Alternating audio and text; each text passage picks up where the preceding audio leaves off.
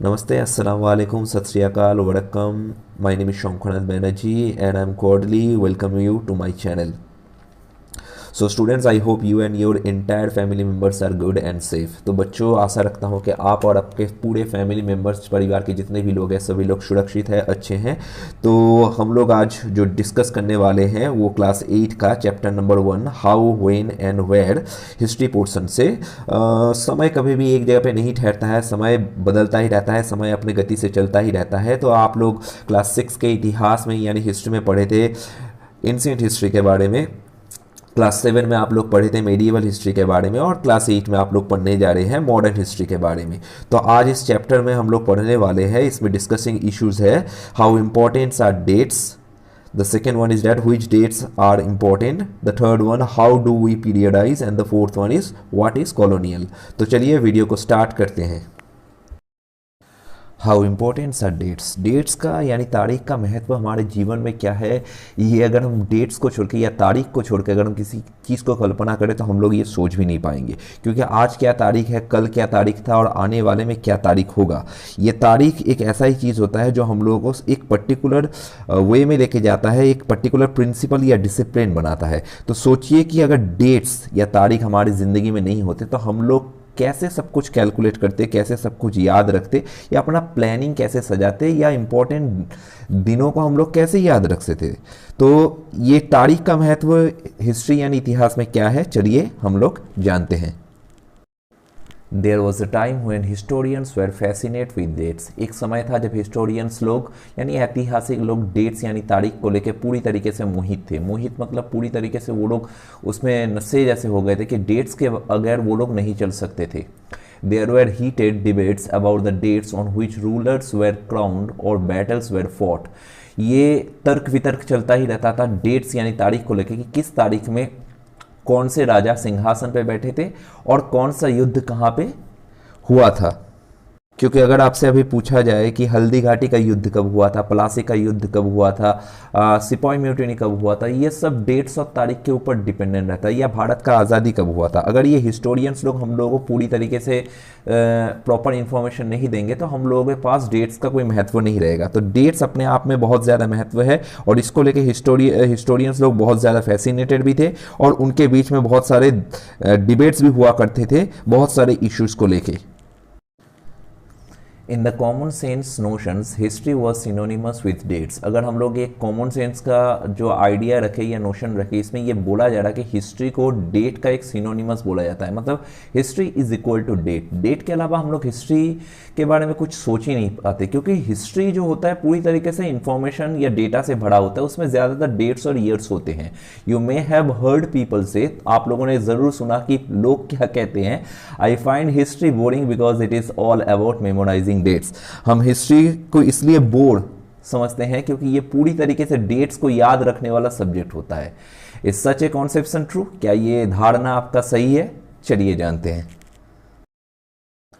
History is certainly about changes date occur over time. इतिहास हर वक्त समय के साथ साथ ज़रूर बदलता रहता है। It is about finding out how things were in the past and how things have changed.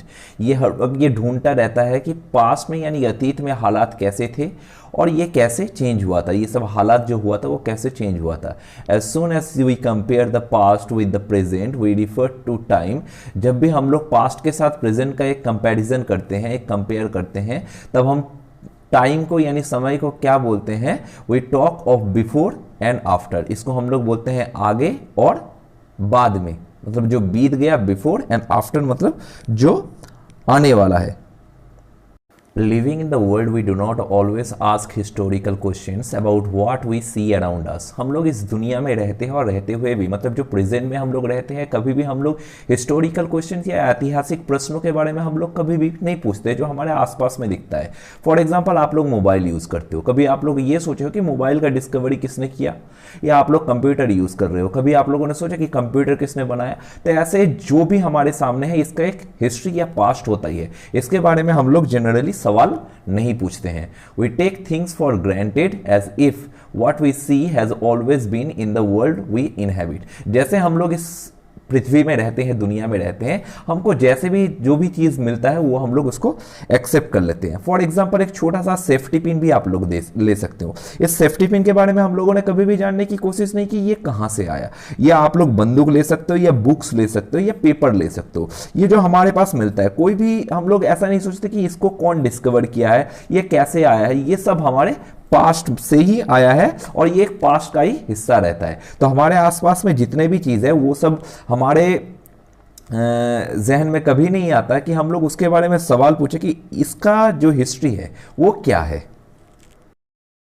But most of us have our own moments of wonder when we are curious and we ask questions that actually are historical। लेकिन कभी कभी हम लोग जब बहुत ज़्यादा curious हो जाते हैं, हमारे मन में बहुत सारा क्यूरियसिटी आता है और हम लोग बहुत सारे क्वेश्चंस हम लोग पूछते रहते हैं जो हमारे जीवन के अलग अलग क्षण या समय में जब हम लोग बहुत ज़्यादा आश्चर्य होता है वो भी एक्चुअली हिस्टोरिकली होता है। सीधी बात में अगर आप लोग अपने जीवन में बहुत सारे घटनाओं को ख्याल करें तो आप लोग देखोगे कि जो पास्ट में जो घटना है उसके साथ आपका प्रेजेंट का या फ्यूचर का कुछ ना कुछ लिंक होता ही है। तो जब आप उसको कंपेयर करके सोचोगे तो आपके मन में बहुत सारे सवाल आएंगे। फॉर एग्जांपल जब आप स्कूल गए, फॉर एग्जांपल आप स्कूल से वापस आए और आपने अपना बैग खोला, देखा आपका बुक गायब है, तो आपके मन में क्वेश्चन आएगा कि बुक मैंने कहाँ पे छोड़ा। तो एक्चुअली बुक जो छोड़ा आपने स्कूल में या रास्ते पे कहीं भी छूट गया होगा। लेकिन वो जो सवाल आते हैं, जो हमारे लाइफ में डिफरेंट क्वेश्चन आते हैं, ये सब कुछ जो आता है हमारे मन में जब क्यूरियसिटी होते हैं, सवाल आते हैं, ये सब हिस्टोरिकल इशू होता है। यानी इतिहास हमसे जुड़ा होता है और हमसे बहुत ज्यादा इसका लिंक भी रहता है।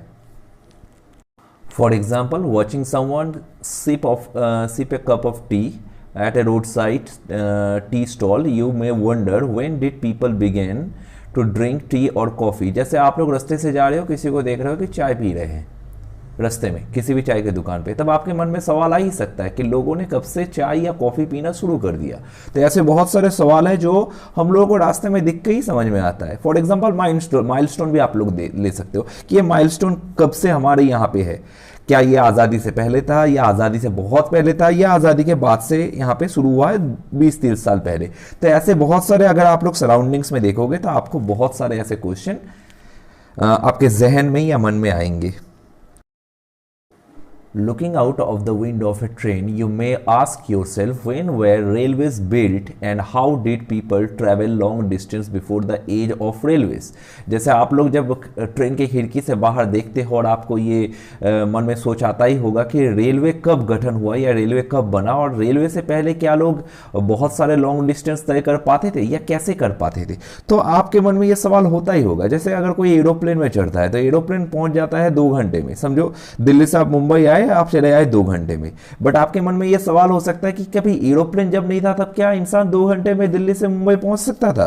तो ऐसे बहुत सारे सवाल हमारे मन में हर वक्त चलता ही रहता है। अगर आप लोग सवाल के बारे में सोचोगे तो आपके मन में सवाल आएगा और वो उसका एक ऐतिहासिक कारण या हिस्टोरिकल रीजन रहेगा ही। तो आपको हर वक्त आपके मन में सवाल रहना चाहिए। इससे आप लोगों का सोच में भी बढ़त होगा और आप लोगों को बहुत सारा ज्ञान या इंफॉर्मेशन भी मिल सकता है।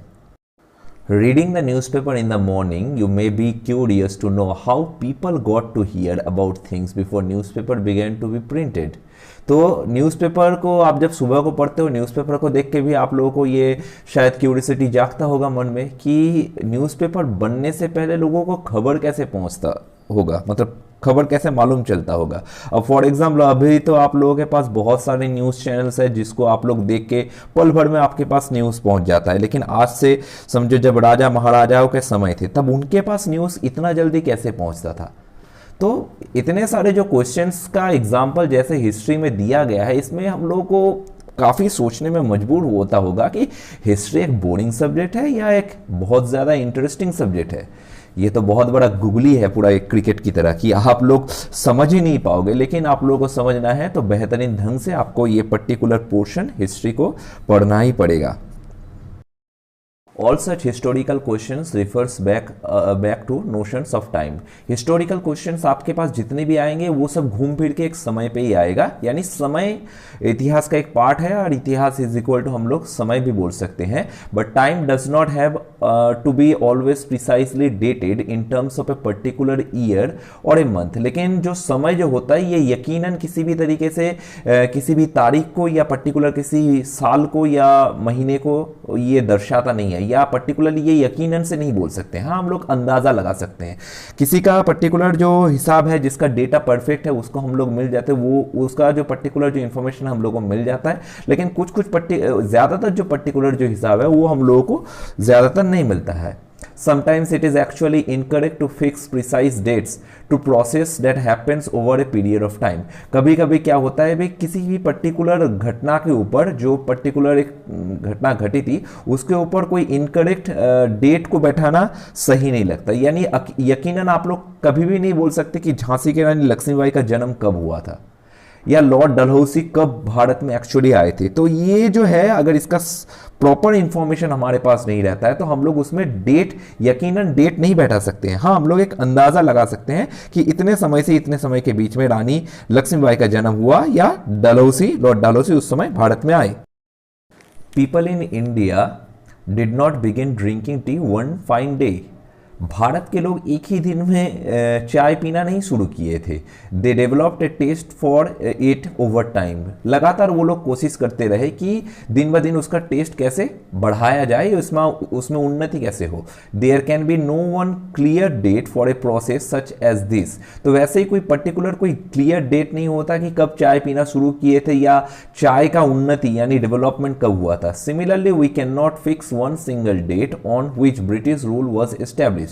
वैसे ही क्या होता है कि हमारे देश में ब्रिटिश रूल कौन से दिन में या कौन से तारीख में हुआ था, ये हम लोग पर्टिकुलर यकीनन से नहीं बोल सकते हैं। और द नेशनल मूवमेंट स्टार्टेड, या भारत में नेशनल मूवमेंट कब से शुरू हुआ था। और changes took place with in the economy and society, या भारत की इकोनॉमी और सोसाइटी में कब ये चेंजेस आया, ये हम लोग यकीन से नहीं बोल सकते हैं। यानी इसका इतना सारा एग्जाम्पल इसलिए दिया गया है कि अगर हम लोग पर्टिकुलर किसी डेट या डेट्स को यकीनन नहीं बोल सकते हैं तो हम उसमें जोर जबरदस्ती उसमें नहीं थोक सकते हैं।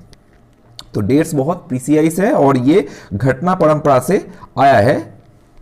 इसके बारे में अगर हम लोगों को सही तरीके से पता नहीं चलता तो हम लोग उसको पूरी तरीके से यकीनन वहां पे डाल नहीं सकते। All these things happened over a stretch of time. We can only refer to a span of time, an appropriate period over which particular changes became visible।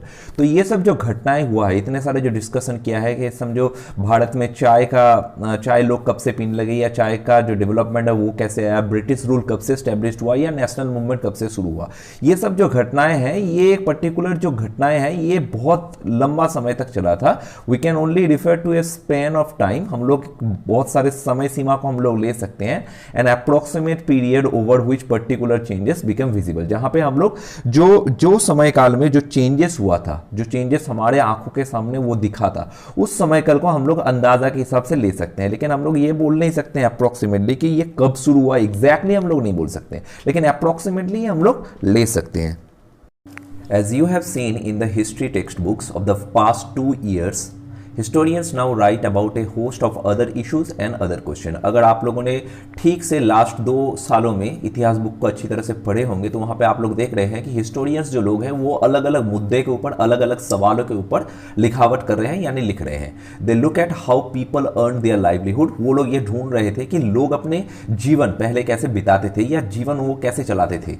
What they produced and ate, वो लोग क्या उगाते थे और क्या खाते थे। How cities developed and market came up, कैसे कैसे शहर का तरक्की होता गया पूरा दुनिया में, और कैसे कैसे नए नए मार्केट्स या बाजार आए हमारे सामने। How kingdoms were formed and new idea spread, कैसे कैसे नए नए साम्राज्य बना और कैसे कैसे नए नए आइडिया स्प्रेड हुए।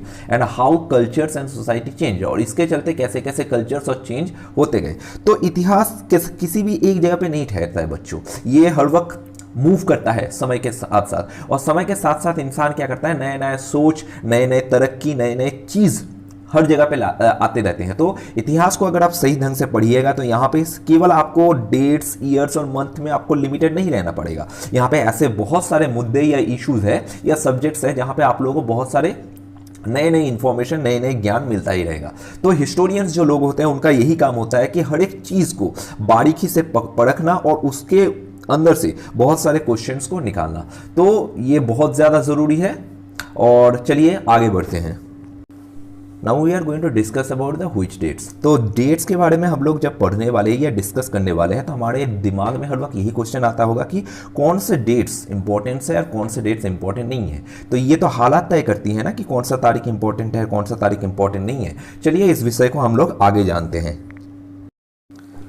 By what criteria do we choose a set of dates as important? कौन से विषय को हम लोग देख के कोई भी एक डेट को हम लोग चूज करेंगे जो बहुत ज़्यादा इंपॉर्टेंट है।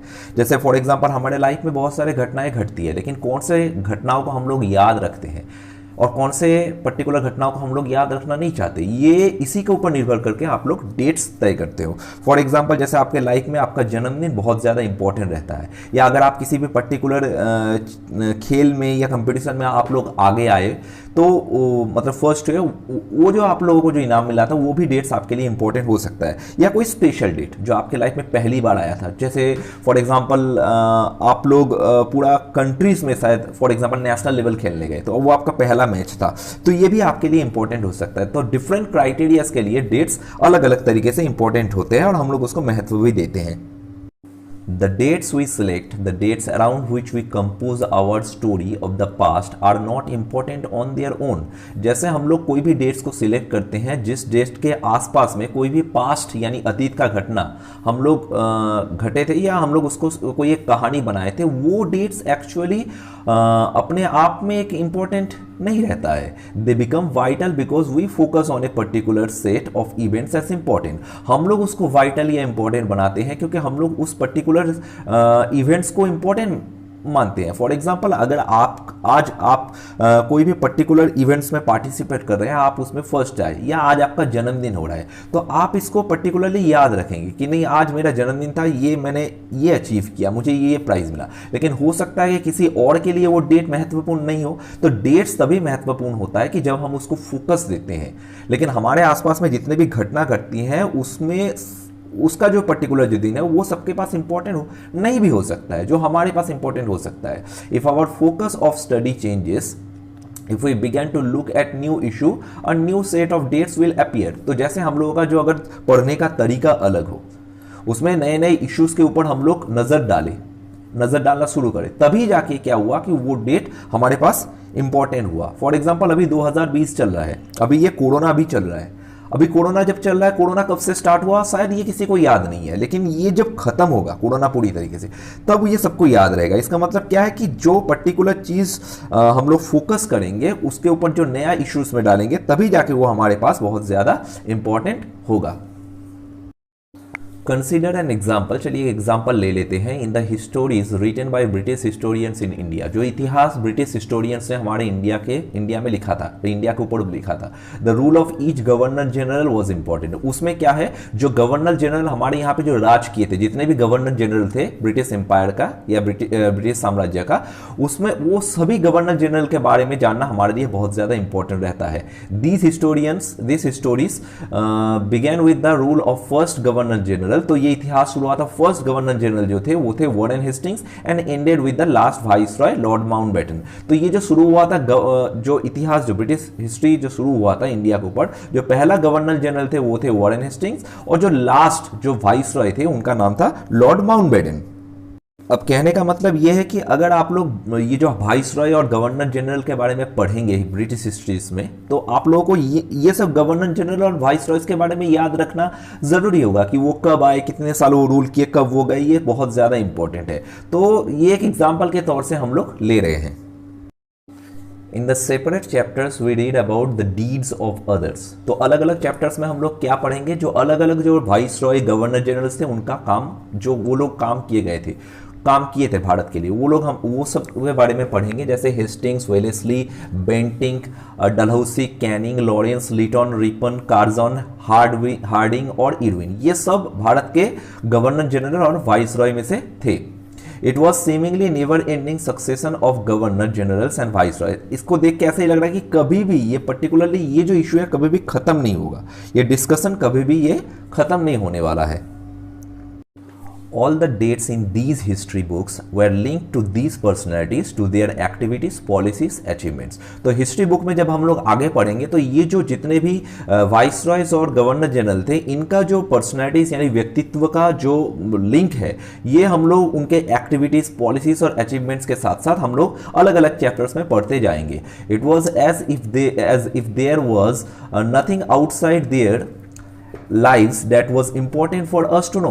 मतलब यहाँ पे ऐसे ही दर्शाया जा रहा है ताकि इतिहास मतलब इनको ही खाली पढ़े, इनको छोड़ के इनके अलावा इतिहास में और कुछ नहीं हुआ था. The chronology of their lives mark the different chapters of the history of British India. तो ब्रिटिश इंडिया जब राज कर रही थी, ब्रिटिश इंडिया के बारे में जब इतिहास लिखा गया था भारत में, तब वहाँ पे दिखाया गया था कि समय के साथ साथ जो अलग अलग जो इनका जीवन का जो जीवन शैली था, ये अलग अलग चैप्टर्स में दिखाया गया है.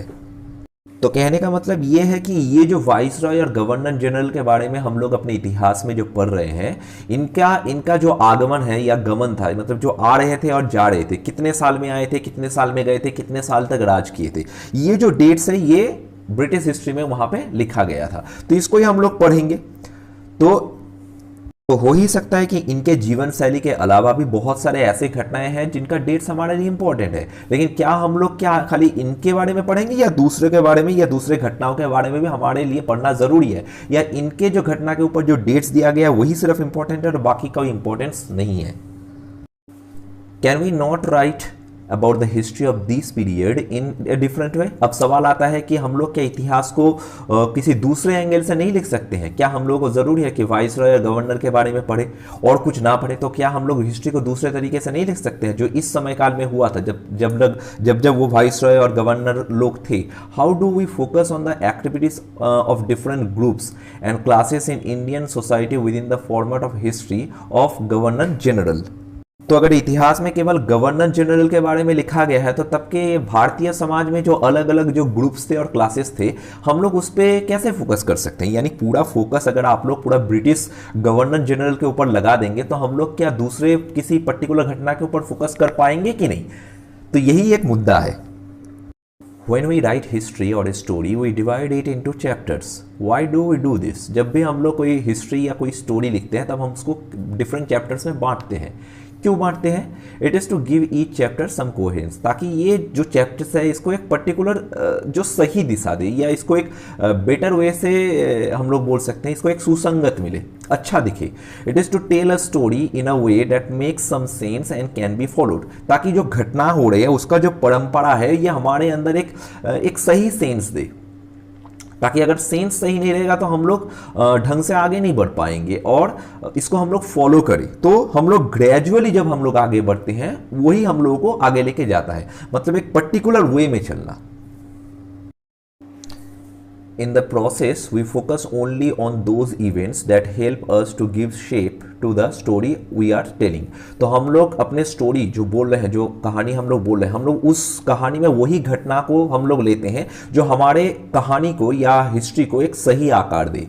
In the stories that revolve around the life of the British Governor General, वैसे ही क्या है, ब्रिटिश गवर्नर जनरल के आसपास में जो इतिहास, जो कहानी जो चल रहा था, the activities of Indians simply do not fit it. तो वहाँ पे जो आम भारतीय थे, उनका एक्टिविटीज वहाँ पे कैसे फिट हो सकता है? They have no space. वहाँ पे उनको कोई जगह ही नहीं दिया जाता था. What then do we do? तो हम लोगों को क्या करना चाहिए? जहाँ पे हम लोग भारतीय इतिहास पढ़ रहे हैं, हम लोगों को क्या करना चाहिए? जहाँ पे भारतीयों का कोई स्थान नहीं है, भारतीय समाज का कोई स्थान नहीं है, तो हम लोगों को क्या ब्रिटिश हिस्ट्री हम लोगों को पढ़ना चाहिए कि नहीं पढ़ना चाहिए? Clearly we need another format for our history. तो इसलिए क्या होता है कि जहाँ पे भारतीय इतिहास में भारतीय लोगों का कोई जगह नहीं है, तो हम लोग अवश्य क्या करेंगे, उस फॉर्मेट को जरूर चेंज करेंगे. This would mean that old dates will no longer have the significance they earlier had. तो जहाँ पे पुराने तारीखों को हम लोग पढ़े थे कि ब्रिटिश लोग कब आए थे, उनके कौन कौन से गवर्नर जनरल थे, उनका क्या था, वो हम लोगों के लिए उतना ज़्यादा इंपॉर्टेंस नहीं रखता है. A new set of dates will become more important for to know. तो हम लोगों को क्या करना चाहिए, एक नया डेट सेट करना चाहिए जो हमारे लिए बहुत ज्यादा महत्व हो, इंपॉर्टेंट हो. यानी हमारा जो इतिहास है उसमें अगर हमारा जगह नहीं हो, हमारा स्थान नहीं हो, तो हम लोग उसको क्यों पढ़े? हम लोग कोई नया फॉर्मेट लाएंगे जहां पे हम लोग अपने इतिहास के बारे में, अपने लोगों के बारे में, अपने समाज के बारे में, अपने ट्रेडिशन, अपने कल्चर के बारे में जान सके. So how do we periodize? इतिहास मतलब समय और समय काल। तो ये जो समय काल है, अगर उसको हम लोग ठीक तरीके से बांटेंगे तो भी हम आगे मतलब सीक्वेंस वाइज हम लोग आगे बढ़ सकेंगे। तो हम लोग इसको कैसे पीरियडाइज करें, चलिए जानते हैं। 1817, James Mill, a Scottish economist and political philosopher, published a massive 3-volume work, A History of British India. 1817 में जेम्स मिल, जो एक स्कॉटिश इकोनॉमिस्ट और पॉलिटिकल फिलोसोफर थे, उन्होंने एक बहुत बड़ा बुक निर्माण किया जिसका नाम दिया गया था a history of British India. यहां से आप लोगों को क्वेश्चन आ सकता है कि जेम्स मिल कौन थे, वो कौन से बुक लिखे थे और वो किस साल में पब्लिश्ड हुआ था। In this he divided Indian history into 3 periods. यहां पे इस बुक में उन्होंने इंडियन हिस्ट्री को तीनों डिवीजन में डिवाइड किया था। कौन कौन या तीनों पीरियड्स में उन्होंने डिवाइड किया था। ये पीरियड्स थे हिंदू, मुस्लिम एंड ब्रिटिश। तो ये पीरियड्स थे, ये समय काल था हिंदू, मुस्लिम और ब्रिटिश। क्योंकि हम लोग ये जानते थे कि सबसे पहले इंडिया में हिंदुओं का राज था, उसके बाद धीरे धीरे मुस्लिम इन्वेंशन हुए और वहां पे रह गए, तो उसके बाद मुस्लिम भी आ गए। और उसके बाद क्या हुआ कि ब्रिटिश लोग यहाँ पे एज ए ट्रेडर्स आए थे और वो लोग यहाँ पे रहना शुरू कर दिए। The periodisation came to be widely accepted. ये जो पीरियडाइजेशन या समय काल था या समय को डिवाइड किया गया था, इस पीरियडाइजेशन को, इसको बहुमत से क्या किया गया, स्वागत किया गया, एक्सेप्ट कर लिया गया। Can you think of any problem with this way of looking at Indian history? क्या आप लोग इस प्रकार के जो पीरियडाइजेशन है, क्या आप लोग इससे कोई प्रॉब्लम नहीं हो रहा है कि हम लोग हिस्ट्री को हम लोग हिंदू, मुस्लिम और ब्रिटिश में बांट रहे हैं? आपको क्या लगता है? Why do we try and divide history into different periods? हम लोग हिस्ट्री को क्यों डिफरेंट पीरियड में डिवाइड करने की कोशिश करते हैं? We do so in an attempt to capture the characteristics of time, its central feature as they appear to us. क्योंकि हम एक समय के विशेषताओं को पकड़ने की कोशिश करते हैं जैसे कि वे हमें नजर आते हैं, मतलब हमको वो जैसे नजर आएगा हम लोग उसको वैसे ही समझेंगे। So the terms through which we periodize, that is demarcate the difference between periods, become important. तो क्या होता है कि इसलिए हम जिन शर्तों के माध्यम से हम समय समय पर जो सीमांकित या बॉर्डर करते हैं या उसको तोड़ते हैं या उसको पीरियडाइज करते हैं, वे महत्वपूर्ण हो जाते हैं। मतलब अगर हम लोग ठीक तरीके से उसको समय मतलब जोड़ेंगे, एक एक समय को ठीक तरीके से जोड़ते जाएंगे रेल की पटरी की तरह, वैसे ही वो हमारे पास एकदम सही ढंग से हमको नजर आना शुरू हो जाएगा। They reflect our ideas about the past. हमारा जो पास्ट यानी इतिहास के बारे में जो आइडियाज है वो उसको रिफ्लेक्ट करता है। They show how we see significance of the change from one period to the next. तो हम लोग एक समय से दूसरे समय में कैसे हम लोगों का देखने का नजरिया बदलता रहता है, वही वो हम लोगों को दर्शाता है। James Mill thought that all Asian societies were at a lower level of civilization than Europe. James मिल का ये मानना था या वो ये सोच रखते थे कि जितने भी एशिया के समाज है उनका जो दर्जा या उनका जो वैल्यू है वो यूरोपियन सिविलाइजेशन या यूरोपियन सभ्यता से बहुत नीचे है, यानी वो छोटे नज़र से देखते थे एशियन सोसाइटीज़ को। अकॉर्डिंग टू हिज टेलिंग, उनका ये कहना था ऑफ हिस्ट्री, मतलब इतिहास में वो ये कहना चाहते थे, before the British came to India, Bharat में ब्रिटिश आने से पहले Hindu and Muslim despots rule the country.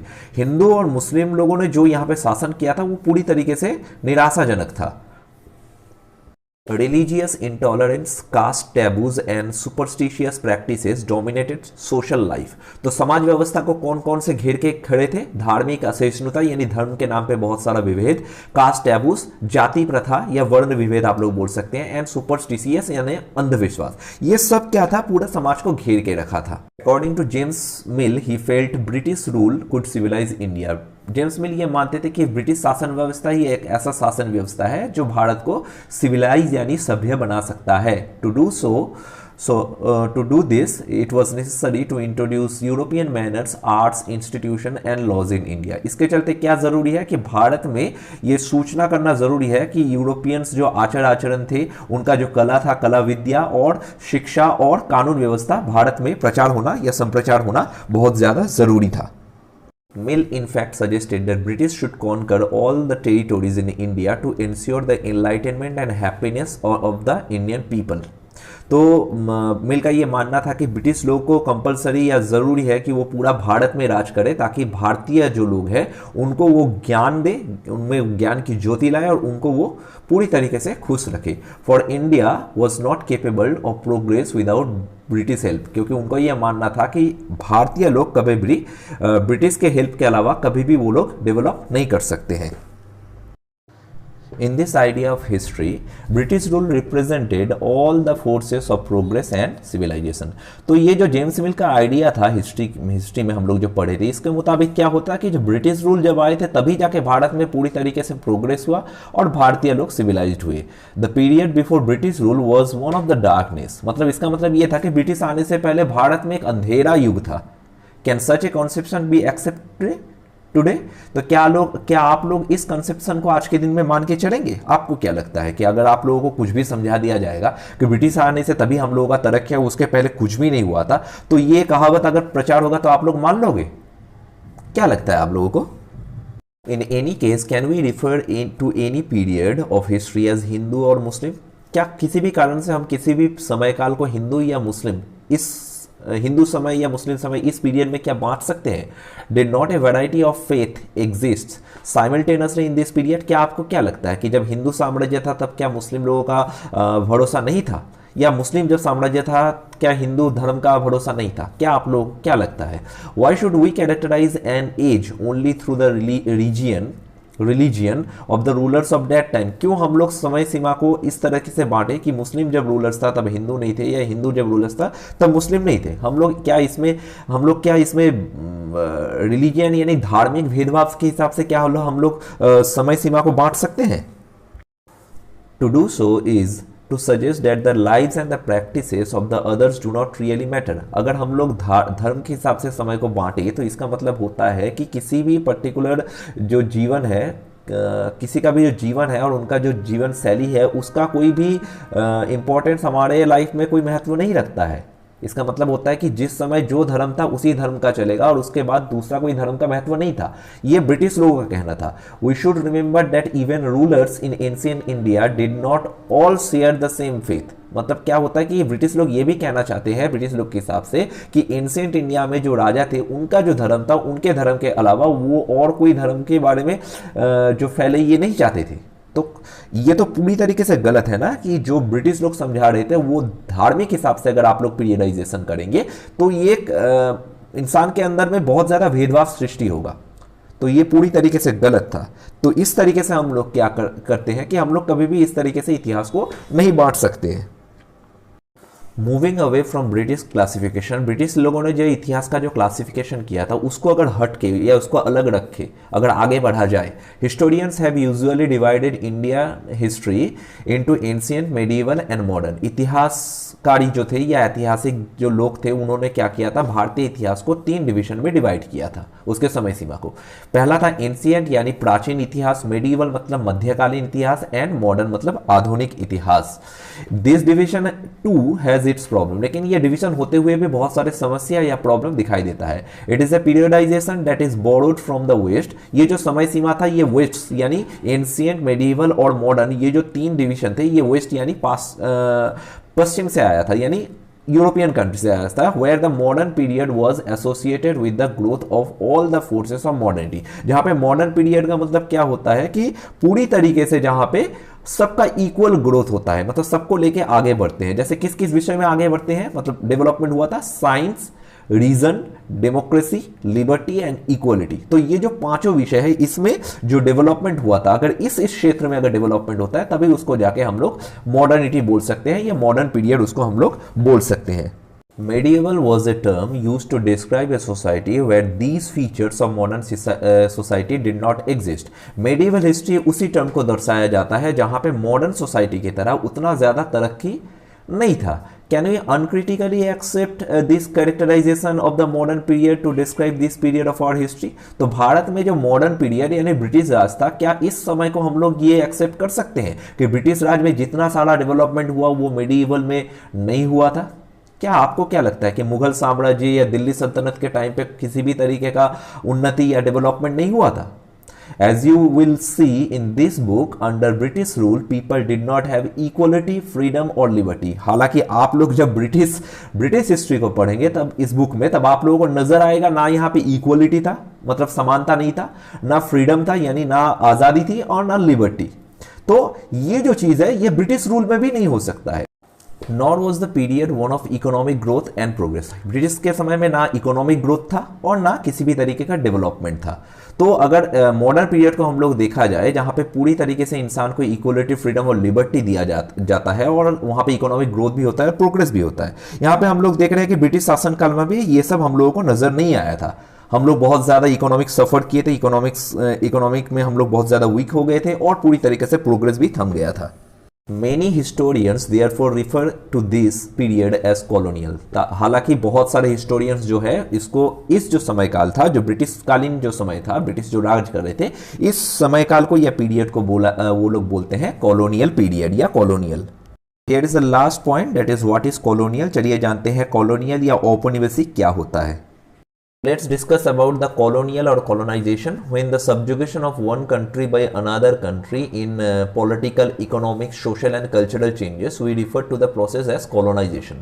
तो क्या होता है कि जब एक कंट्री दूसरे कंट्री के ऊपर किसी भी तरीके का सब्जुगेशन करता है, यानी अधीन कर लेता है, यानी उसके ऊपर कब्जा करके क्या करता है कि जो जिस कंट्री के ऊपर कब्जा किया है उस कंट्री का पॉलिटिकल, इकोनॉमिक, सोशल और कल्चरल चेंजेस में वो लाते हैं, वो नए नए चेंजेस लाते हैं, उसको हम लोग बोलते हैं कॉलोनाइजेशन। तो ये कॉलोनियल रूल हुआ। तो ये कॉलोनियल रूल आप लोग डिफरेंट एग्जांपल में आप लोग ले सकते हो, जैसे यूरोपियन कंट्रीज ने सबसे पहले आप लोग देख सकते हो कि अमेरिका में उन्होंने कब्जा किया था, फिर अमेरिका जाके आज़ाद हुआ। उसके बाद आप लोग देख सकते हो कि भारत में भी हुआ था, और भारत के बाद क्या हुआ था कि साउथ अफ्रीका में भी हुआ था, जहाँ पे सर नेल्सन मंडेला थे वहाँ के लीडर। तो ये हुआ colonial rule. In this book you will read about the way the British came to conquer the country and establish their rule। आप इस बुक में पढ़ोगे कि ब्रिटिश लोग हमारे देश में कैसे आए, हमारे देश में कैसे कब्जा किया और यहाँ पे उन्होंने अपना शासन कैसे शुरू किया, सब्जुगेटिंग लोकल नवाब्स एंड राजास। और कैसे किया था उन्होंने, जो लोकल नवाब्स और राजा थे उनका जो पर्टिकुलर जो एसेट्स था, उनका जो संपत्ति था, उनको पूरी तरीके से उन्होंने कब्जा कर लिया था और इसी तरीके से उन्होंने हमारे देश में पूरी तरीके से राज करना शुरू कर दिया था। You will see how they established control over the economy and society. उसके बाद आप लोग ये भी पढ़ोगे कि उन्होंने हमारे देश की इकोनॉमी यानी अर्थनीति और समाज में कैसे उन्होंने कब्जा किया, collected revenue to meet all the expenses. उनके जितने भी खर्चा थे उसको करने के लिए, उनका खर्चा निकालने के लिए उन्होंने किस तरीके से टैक्स बढ़ाना शुरू कर दिया, रेवेन्यू लगाना शुरू कर दिया। Bought the goods they wanted at low price. उन्होंने यहां से वो सब सामान लिया जो उनको जरूरत था, लेकिन बहुत ही कम प्राइस में, बहुत ही कम मूल्य देके या कम दाम देके वो लोग यहां से लेके गए थे। Produced crops they needed for export. और जो क्रॉप्स यानी जो फसल उनको एक्सपोर्ट करना था वो सिर्फ उन्होंने यहां पे फसल फैलाना शुरू कर दिया। And you will understand the changes that came about as a consequence. और उसके बाद आप लोग समझोगे कि धीरे धीरे उनका ये साम्राज्य बनने के बाद, उनका शासन बनने के बाद ये धीरे धीरे कैसे चेंज शुरू हो गया। You will also come to know about the changes British rule brought about in various and tastes, customs and practices। उसके बाद धीरे धीरे आप लोगों को ये मालूम चलेगा कि ब्रिटिश लोग ब्रिटिश का जो साम्राज्य था, उनका जो शासन था, वो लोग कैसे अपना जो नया जो वैल्यूज था, वो जो टेस्ट था, जो कस्टम्स था, जो प्रैक्टिस था, वो धीरे धीरे कैसे हमारे देश में लेके आए। So students, up to here today, I hope you understand this video. I made it part by part, point by point. If you have any kind of problem, you just comments me in the comments box obviously, and I will give my WhatsApp number.